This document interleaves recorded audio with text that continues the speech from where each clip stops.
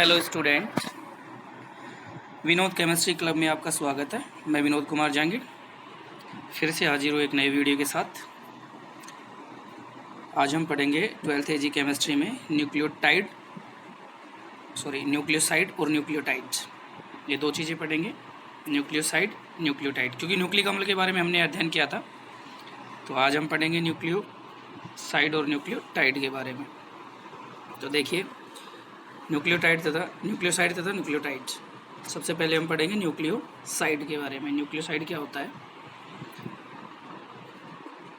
हमने जब न्यूक्लिक अम्ल का संगठन पढ़ा था तो उसमें हमने पढ़ा था कि न्यूक्लिक अम्ल जो है वो द्रव अमोनिया की उपस्थिति में जब उसका जलापघटन कराया जाता है या उसका जलापघटन होता है तो उसे 3 इकाइयाँ प्राप्त होती है। एक तो शर्करा, नाइट्रोजनी क्षारक और फास्फोरिक अम्ल। ये 3 इकाइयाँ हमने पिछले वीडियो में पढ़ा था कि 3 इकाइयाँ प्राप्त होती है जब इसका जलापघटन होता है। तो अब देखिए यहाँ पे न्यूक्लियोसाइड, क्योंकि हम वापस से जैसे जलापघटन किया था वैसे ही वापस से अब इनको वापस से जोड़ेंगे तो क्या क्या प्राप्त होता है।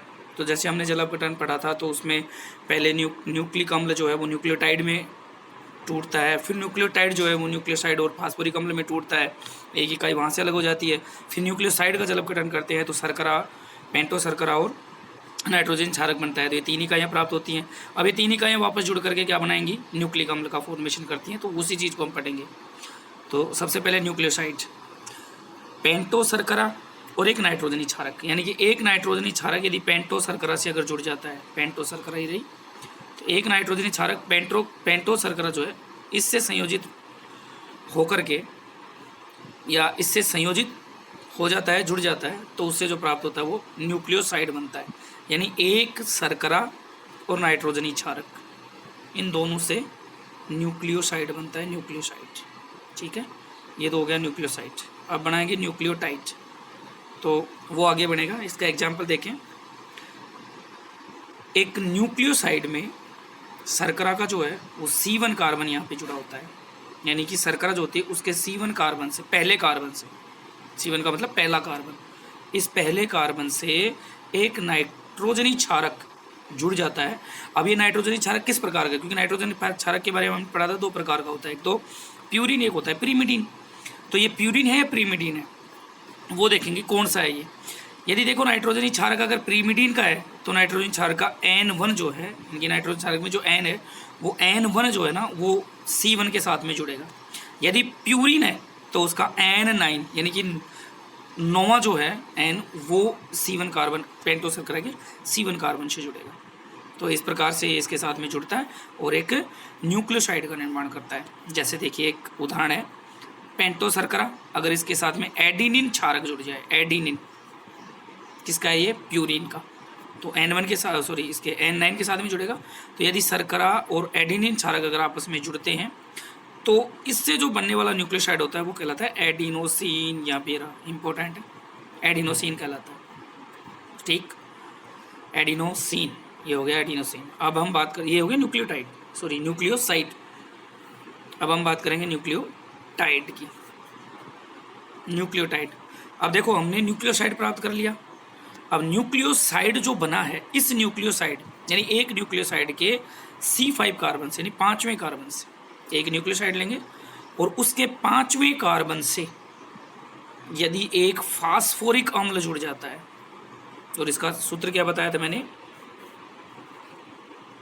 H3PO4। ये क्या होता है? फास्फोरिक अम्ल का सूत्र। तो एक फास्फोरिक अम्ल यदि एक न्यूक्लियोसाइड के 5वें कार्बन से, C5 मतलब 5वें कार्बन से अगर जुड़ जाता है तो इसके जुड़ने पर एक न्यूक्लियोटाइड बनता है। यानी 3 इकाइयाँ जुड़ गई, शर्करा, क्षारक और फास्फोरिक अम्ल, तीनों जुड़ करके क्या बनाएंगे? न्यूक्लियोटाइड। तो ये न्यूक्लियोटाइड बन गया। अब देखिए न्यूक्लियोटाइड में, ये न्यूक्लियोटाइड है ना, इसको अंग्रेजी के 3 अक्षरों से, अक्षर यानी लेटर्स ABCD ऐसे होता है ना, तो 3 अक्षर होते हैं, इनके द्वारा व्यक्त किया जाता है, रिप्रेजेंट किया जाता है। तो जैसे उदाहरण के लिए देखो, एडेनोसिन जो अभी हमने प्राप्त किया था न्यूक्लियोसाइड, एडेनोसिन, इस एडेनोसिन और एक फास्फेट अणु यानी H3PO4 फास्फोरिक अम्ल का एक अणु यदि ये एडेनोसिन के साथ में जुड़ जाता है, यानी न्यूक्लियोसाइड एडेनोसिन के साथ अगर जुड़ता है तो इससे जो बनने वाला न्यूक्लियोटाइड होता है ये बनता है adenosine monophosphate. Adenosine monophosphate, adenosine for a, mono मतलब एम और फास्फेट मतलब पी। तो इसको 3 अक्षर अंग्रेजी के, वो हो गया बड़े अक्षरों में दर्शाया जाता है। तो वो है A M P. A for adenosine, M for mono और पी फॉर फास्फेट। तो ये 3 अक्षरों द्वारा दर्शाया जाता है एडिनोसिन मोनो फास्फेट, यानी AMP ये कहेंगे इसे। तो ये हो गया न्यूक्लियोसाइड और न्यूक्लियोटाइड। तो न्यूक्लियोटाइड में 3 इकाइयाँ आ गई। अब देखो, अब जो ये न्यूक्लियोटाइड प्राप्त हो, अब इस प्रकार के बहुत सारे अगर न्यूक्लियोटाइड्स हैं अगर आपस में जुड़ जाएं, और वो जुड़ने वाला जो बंद होता है वो होता है डाई फास्फोएस्टर बंद होता है, या फास्फोडाइएस्टर बंद इसको बोलते हैं। क्योंकि किसके साथ में जुड़ेगा वो जुड़ेगा PO4 के साथ में। तो एक का OH दूसरे का PO4, तो वहाँ से H और एक का OH H2 निकल जाएगा और फास्फोडाइएस्टर बंद बनेगा। तो इस प्रकार से बहुत सारी अगर इकाइयाँ जुड़ जाती हैं तो बहुत को बोलते हैं पॉली।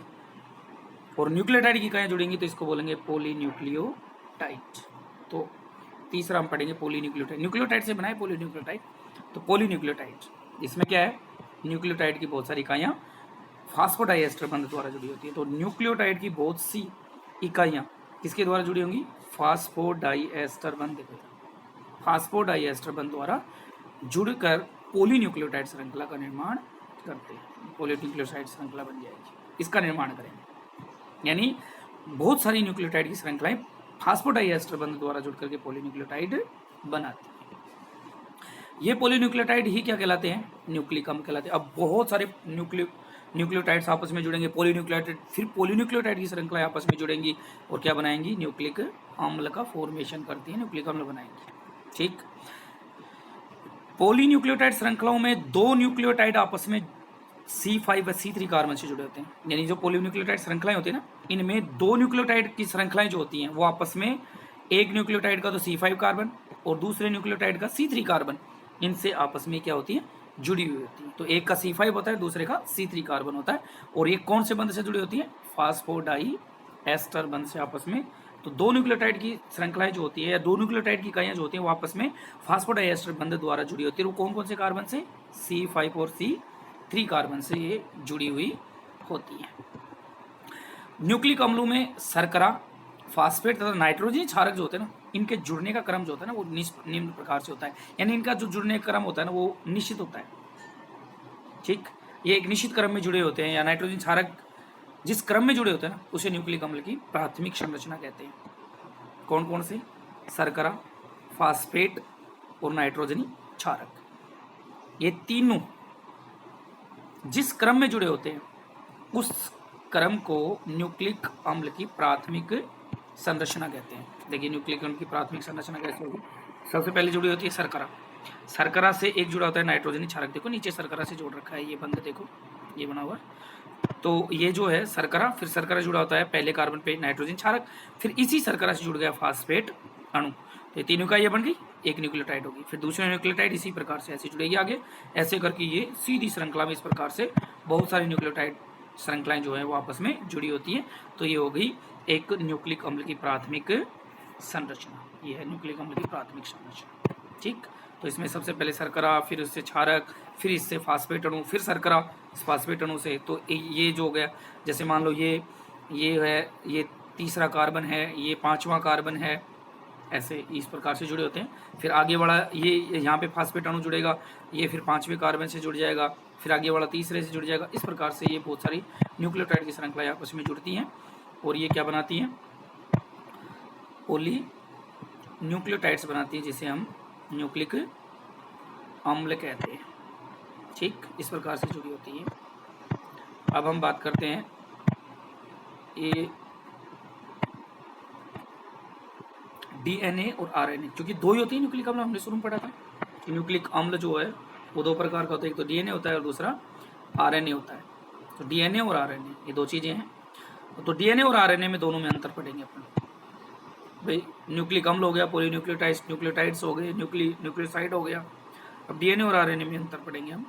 सबसे पहले DNA की तरफ जाएं। तो शुरू में जब हमने पढ़ा था कि न्यूक्लिक अम्ल मुख्यतः 2 प्रकार का होता है, DNA RNA. DNA deoxyribose nucleic अम्ल बोलते हैं, आरएनए को राइबोज न्यूक्लिक अम्ल बोलते हैं। इसमें डीऑक्सीराइबोज शर्करा पाई जाती है, आरएनए में राइबोज शर्करा पाई जाती है। ये चीज़ें पढ़ी थी हमने। फिर हमने ये पढ़ा था कि डीएनए जो है मुख्यतः केंद्रक में पाया जाता है, और कुछ भाग जैसे माइटोकॉन्ड्रिया वगैरह जो है उसमें पाया जाता है, कोशिका द्रव्य में भी, लेकिन मुख्यतः किसमें पाया जाता है? केंद्रक में पाया जाता है। आरएनए के लिए पढ़ा था कि मुख्यतः कोशिका द्रव्य में पाया जाता है। कुछ मात्रा में क्या होता है, ये डीएनए में केंद्रक में भी पाया जाता है कोशिका की। तो ये सारी चीज़ें हमने पढ़ी थी, वो अंतर है, इसका डिफरेंट है डीएनए और आरएनए में। तो देखो सबसे पहला डिफरेंट हम पढ़ेंगे डीएनए और आरएनए में। तो सबसे पहला डिफरेंट है, ये मुख्यतः किस में पाया जाता है? केंद्रक में पाया जाता है, जबकि आरएनए किस में पाया जाता है? मुख्यतः कोशिका द्रव्य में पाया जाता है। ठीक।